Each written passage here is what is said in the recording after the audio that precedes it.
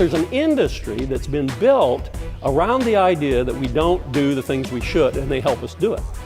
The fitness industry, and I'm a student of the business Weight Watchers. It's an interesting business, and it's a multi-billion-dollar business. And here's their model. Here's what Weight Watchers does. I've been a member myself. My wife and I have been on and off, me mostly off.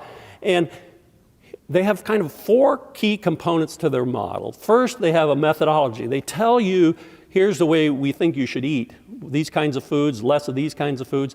And then they document that in a methodology, in a checklist or some kind of guidance. Then you show up, pay them $15 and stand on a scale, and they hold you accountable.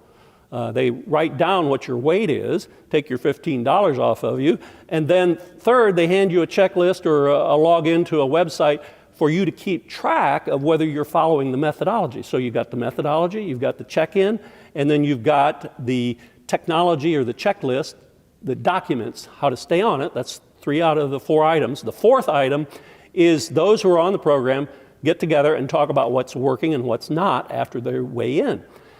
And they can show you after 50 years that those who participate in all 4 elements of this program stay on the program and are wildly successful.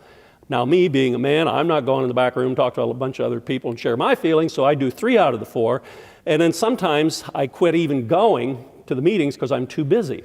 And in fact, twice, I tried this idea. I said, well, why don't I just weigh myself at home? I've got a scales. And why don't I put a little checklist on the mirror to write down how I'm doing? And you know what happened? Every single time I tried to do this at home, what happened? Nothing. I had to pay them $15 to go have them tell me what I weighed.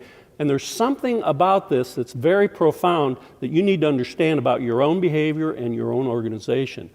Let me ask this. What business is Weight Watchers really in? It's not the scales business. It's not the weighing business. They're in the business of helping me do something I already know how to do.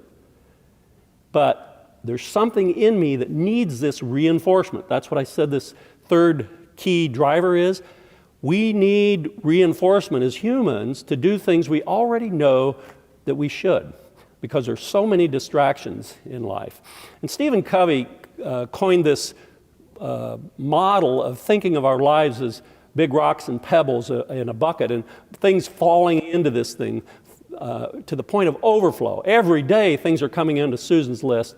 And if you don't have some way to organize this, big stuff falls out and you don't even know that's big stuff. This is a key capability for organizations that want to perform better.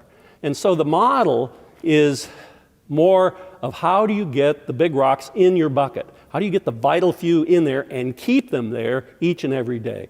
I want to finish with this thought. This is a quote from Jesus to his disciples, talking to them in trying to get them to do what they should do. And he says, you know, your spirit is willing, but the flesh is weak. This is true for all of us. And the only mistake that we make is not admitting it and doing something about it. We all need help in staying focused.